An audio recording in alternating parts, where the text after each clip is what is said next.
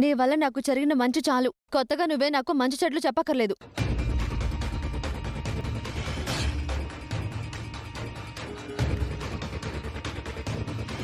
గుండమ్మా, ఏమైంది? ఎందుకు అందరూ అదోలా ఉన్నారు?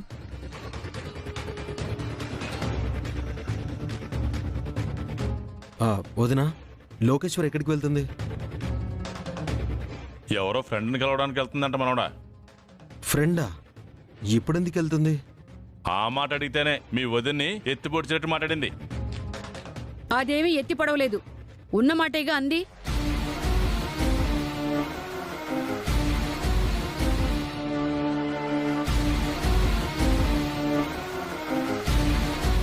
గుండమ్మ కారణంగానే కదా అది తల్లి కాకుండా పోయింది. అమ్మా, ఆ విషయం ఎందుకు మళ్ళీ ఎత్తుతున్నావు? ఆ విషయంలో మీ అందరికీ అవసరం లేకపోవచ్చురా. అది చేసిన తప్పుని అందరూ మర్చిపోవచ్చు.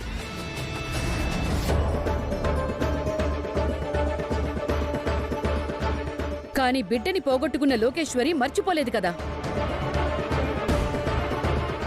ఆ రోజు నుంచి తనలో తాను ఎంత కుమిలిపోతోందో మీకేం తెలుసు?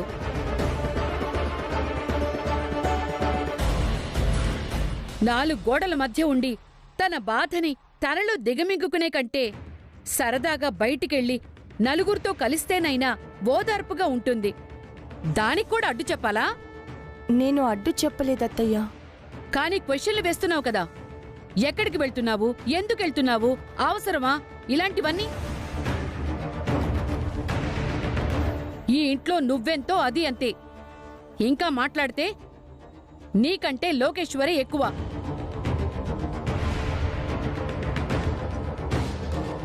అందరి మీద పెత్తనాలు చేసినట్టు దాని మీద కూడా పెత్తనాలు చేయాలని చూడకు. చాలా ఆపవే. సందు దొరికితే చాలు ఓ అని గొడవ వేసుకోవడానికి తయారైపోతా. అమ్మా గుండమ్మా, నువ్వు వెళ్ళమ్మా.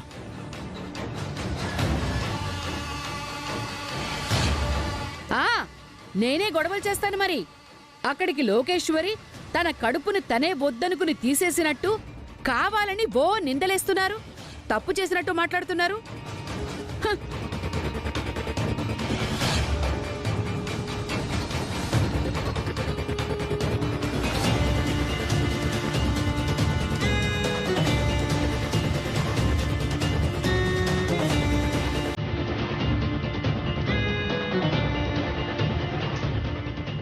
ఇది ఫ్యాన్ కూడా ఆపకుండా వెళ్ళింది. ప్రతి పని నిర్లక్ష్యమే.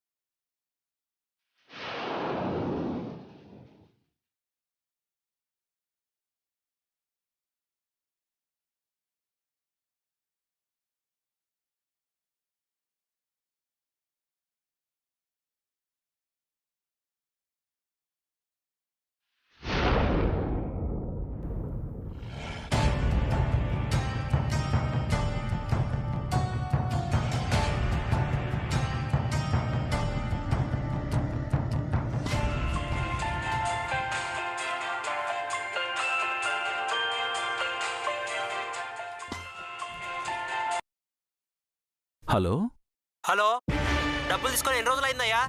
ఎప్పుడు ఇస్తావు? ఏంది మాట్లాడకుండా మౌనంగా ఉన్నావు? అది కాదు సార్. డబ్బులు ఇస్తానన్న సమయానికి ఇవ్వాలని తెలీదా? ఇంకెన్ని రోజులు వెయిట్ చేయాలి? సార్, నేను చెప్పేది ఒకసారి వినండి సార్. ఏంటయ్యా వినేది? తీసుకున్న అప్పు ఎగ్గొడదాం అనుకుంటున్నావా?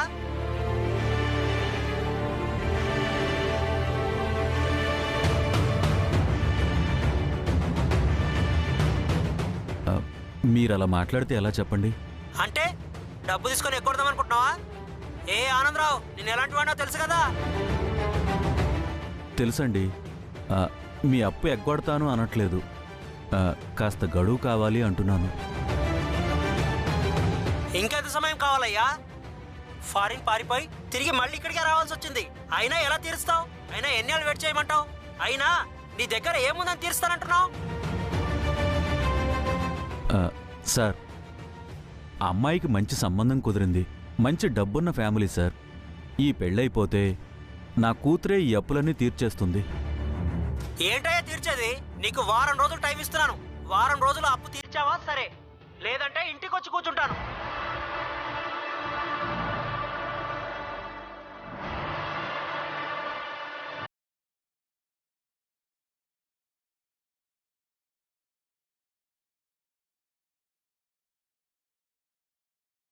ఏమైందండి? ఎవరు ఫోన్లో? ఇంకెవరు? అప్పులోళ్ళు. మనం ఫారెన్ వెళ్ళామని, మనమేదో అక్కడ బిజినెస్లు చేసేసి డబ్బులు సంపాదించేశాం అనుకుంటుంది ఆ కామాక్షి. కాబట్టే మన సంబంధం చేసుకోవడానికి ఒప్పుకుంది. లేదంటే గుమ్మం కూడా తొక్కనిచ్చేది కాదు. అవును, మన పరిస్థితి ఏంటో ఆవిడికి తెలిసేలోపే ఈ పెళ్లి జరిగిపోవాలి. హ్మ్. మామ్, నేను పార్టీకి వెళ్తున్నాను. ఇప్పుడు పార్టీ ఏంటే? కొత్తగా అడుగుతున్నావేంటి మామ్? నేనెప్పుడు ఇంట్లో కంటే పబ్బుల్లోనూ పార్టీల్లోనూ ఎక్కువ ఉంటాను కదా. ఇదివరకు ఓకే బేబీ, ఇప్పుడు నీకు పెళ్లి కుదిరింది కదా. హా? పెళ్ళా?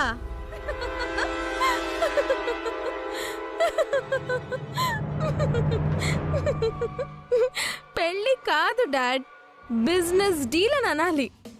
అప్పుడు బాగుంటుంది. తన కోడలంటే తనకిష్టం ఉండదు కాబట్టి ఆవిడ కొడుక్కి రెండో పెళ్లి చేయాలనుకుంటుంది. అది ఆవిడ బిజినెస్. మనకి అప్పులున్నాయి కాబట్టి డబ్బులున్న వాడిని పెళ్లి చేసుకుంటే మన అప్పుల్ని తీర్చుకోవచ్చు కాబట్టి మనం ఈ పెళ్లికి ఒప్పుకున్నాం. ఇది మన బిజినెస్. సో ఇది బిజినెస్ డీల్ డాడ్. సెంటిమెంటల్ గా అయితే నేను చూడట్లేదు. నువ్వనుకున్నట్టు ఇది బిజినెస్ డీలే కావచ్చు, కానీ మనకి డబ్బుందని, పద్ధతి గల ఫ్యామిలీ అని సంబంధం కుదుర్చుకుంటున్నారు. నువ్విలా తిరుగుతున్నావని తెలిస్తే ఇక అంతే సంగతులు. చూడు బేబీ, పెళ్ళయ్యే వరకు కాస్త జాగ్రత్తగా ఉండు. పెళ్ళైపోయిందా ఆ తర్వాత నీ ఇష్టం. పార్టీలకు వెళ్తావా, పబ్బుల్లోనే ఉండిపోతావా అనేది అంతా నీ ఇష్టం బేబీ. హ్మ్.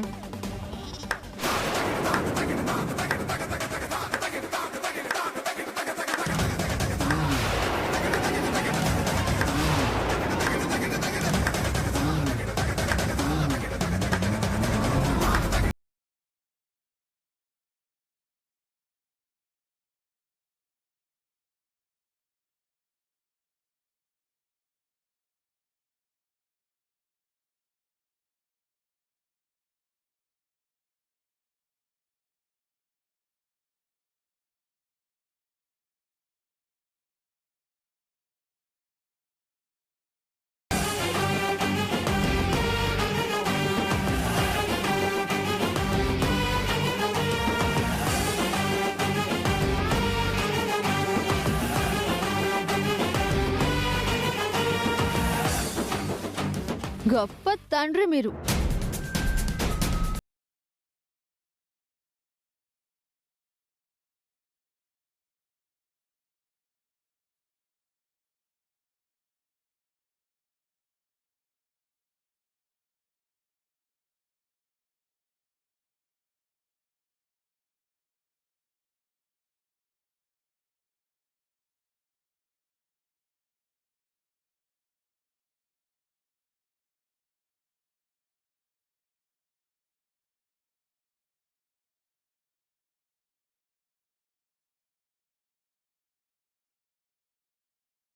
బిజినెస్ డీల్ ఏంటో అని.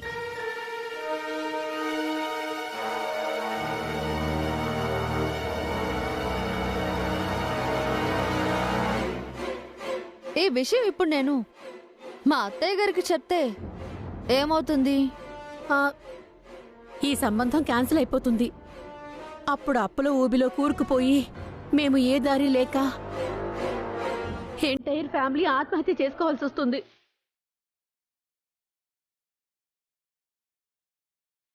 అమ్మా, మిమ్మల్ని మోసం చేయాలన్న ఉద్దేశం మాకు లేదు. రకరకాల వ్యాపారాలు చేసి అన్ని విధాలుగా నష్టపోయి అప్పుల పాలైపోయాం. ఏం చెయ్యాలో తెలియని పరిస్థితుల్లో ఉంటే అప్పుడే మీ అత్తయ్య గారు ఈ పెళ్లి ప్రస్తావన తీసుకొచ్చారు. మేమున్న పరిస్థితి నుంచి బయటపడాలంటే మాకిదే మంచి అవకాశం అనిపించింది కాబట్టి ఈ పెళ్లికి ఒప్పుకున్నామమ్మా. చూడండి, నేనేం ఎక్కువగా పార్టీలకి పబ్లకి వెళ్ళను. ఏదో వీక్లీ ట్వైస్ ఆర్ థ్రైస్ అంతే. సరే, మీ గురించి బయటకు తెలియకుండా ఈ పెళ్లి నేను జరిపిస్తాను.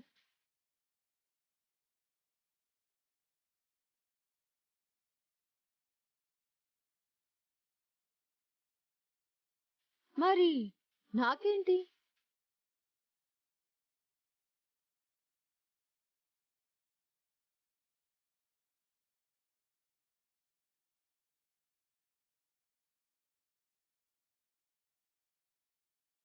నువ్వేం చెప్తే అది చేస్తామమ్మా.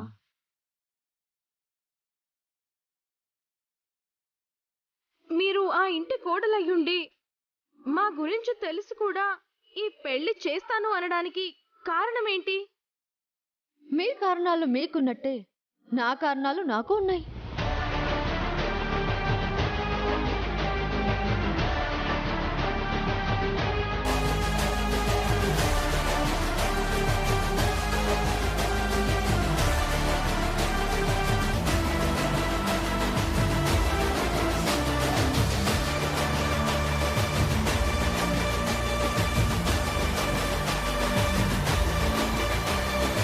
సో ఈ పెళ్లి జరగాలన్నా మీరు నా మాట వినాలి. పెళ్లి జరిగిన తర్వాత కూడా మీరు నా మాట వినాలి. ఈ అన్ని కండిషన్స్ మీకు ఓకే అనుకుంటే నాతో చేతులు కలపండి.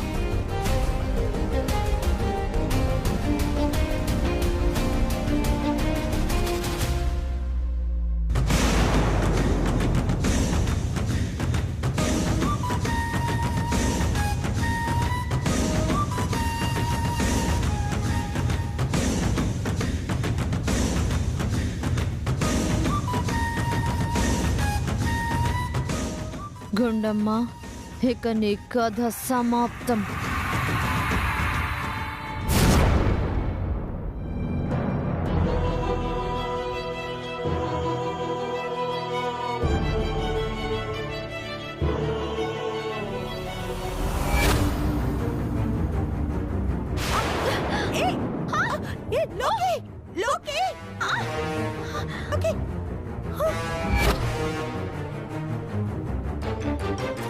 గుండమ్మ, వదలొద్దు గుండమ్మ, వదలొద్దు, వదలొద్దు గుండమ్మ, వదలొద్దు, పట్టుకో, వదలొద్దు గుండమ్మ, పట్టుకో.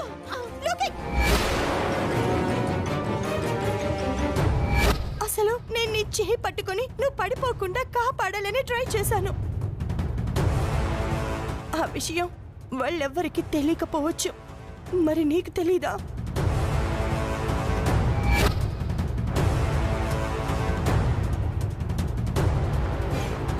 గుండమ్మ కారణంగానే కదా అది తల్లి కాకుండా పోయింది. లోకే తలుపు తీ, లోకి. లోకే లోకే లోకి, లోకేశ్వరి తలుపు తీ.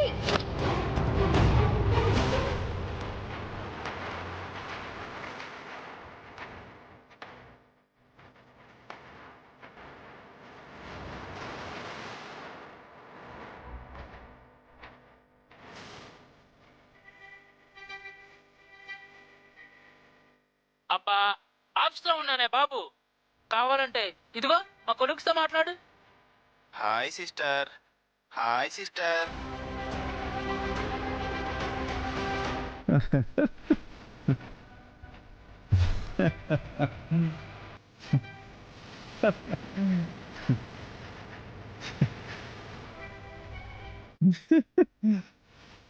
ఏంటండి నవ్వుతున్నారు? ఎవరిదో వాయిస్? ఇదా మా ఫ్రెండ్ది. వాడెంత కంట్రీగాడో తెలుసా? వాళ్ళ ఆవిడ ఆఫీస్లో ఉన్నానో అని నమ్మించడానికి ఇలా వాయిస్ రికార్డ్ చేసి పెట్టాడు. ఇదిగో విను.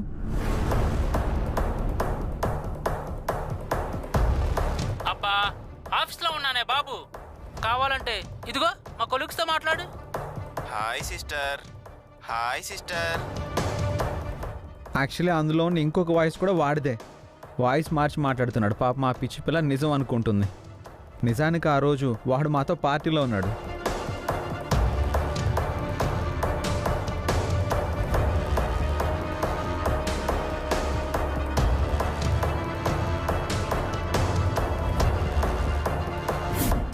అబ్బబ్బబ్బా, నేను నిద్రపోతున్నానని చెప్తున్నాను కదా. ఇదేంటి గుండమ్మా, చెప్పిండేలాగా మళ్ళీ మళ్ళీ చెప్తుందే.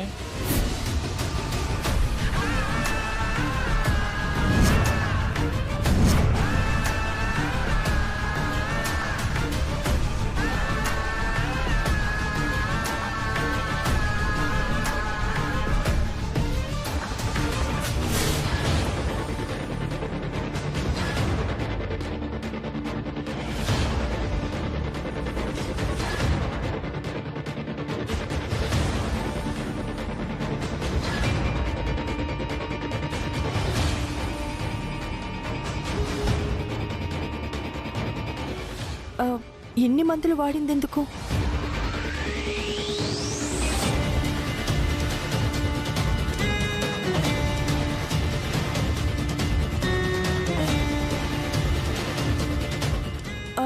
అదే రోజు లోకేశ్వరి ఇంట్లోనే ఉంది కదా, మరి హాస్పిటల్ చిట్టి మీద అదే డేట్ ఉందేంటి? అంటే ఆ రోజు లోకేశ్వరి హాస్పిటల్కి వెళ్ళింది.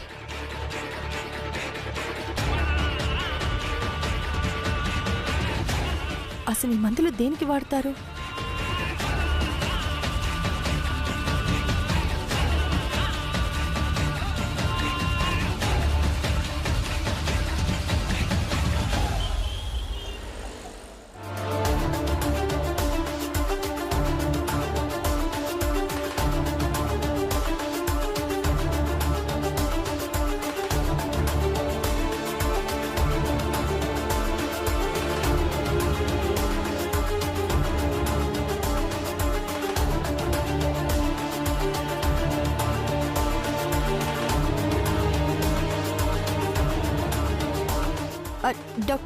డాక్టర్ ఒక్క నిమిషం, కాస్త ఈ మెడిసిన్స్ దేనికి వాడతారో చెప్తారా? డాక్టర్ ప్లీజ్, డాక్టర్ ఈ మందులు ఎందుకు వాడతారో ప్లీజ్ చెప్పండి.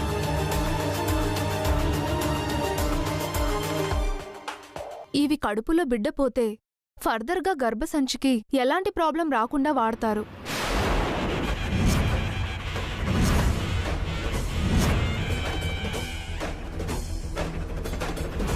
అదేంటి? అంటే యాక్సిడెంటల్గా బిడ్డ పోవడం గాని ఏదైనా కారణాల వల్ల ప్రెగ్నెన్సీ తీయించుకున్నప్పుడు వాడతారు.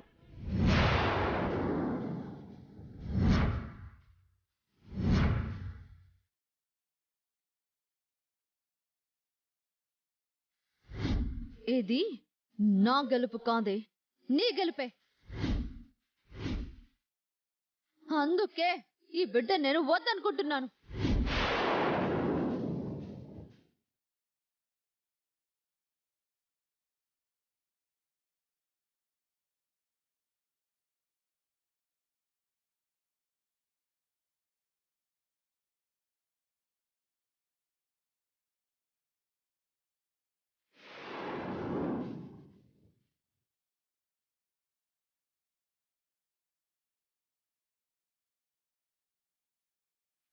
లోకేశ్వరి గారు ఎవరికీ తెలియకూడదని తన పేరును మార్చుకొని మరీ బిడ్డని తీయించుకున్నారు.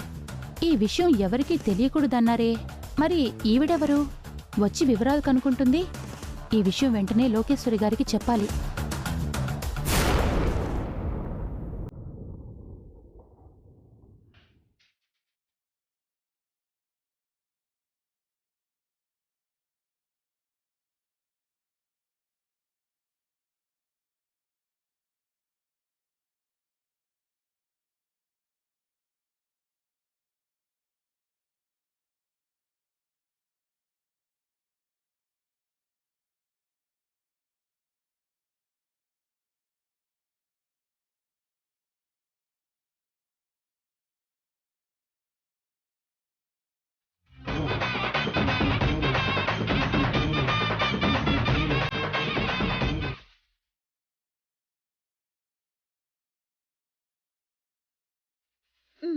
లోకి, ఏంటి డాన్స్ చేస్తున్నావు?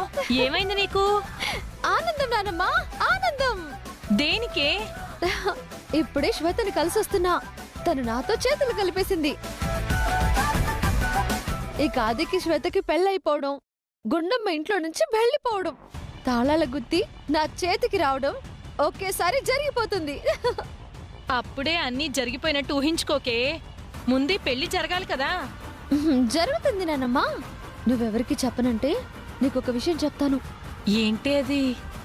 ఆ శ్వేత వాళ్ళంతా మనం అనుకున్నట్టు డబ్బు ఉన్న వాళ్ళేం కాదు. పెద్ద బ్యావర్స్ బ్యాచ్. అంటే కేర్ ఆఫ్ ప్లాట్ఫామ్ అన్నమాట. మరి అలాంటి దాంతో నువ్వు చేతులు కలపడం ఏంటి? మనకంటే తక్కువది కాబట్టి నానమ్మా, మన చేతి కిందే ఉంటుంది. మనం ఏమి చెప్తే అది చేస్తుంది. బిడ్డని పోగొట్టుకుని నేరం గుండమ్మ మీదికి నెట్టేశాను. ఈ పెళ్లి జరిగేలా చేసి ఈ ఇంట్లోంచి బయటికి వెళ్లేలా చేస్తాను. ఇక నాకే ప్రాబ్లమ్స్ ఉండవు. ఈ ఇంటికి నేనే మహారాణిని.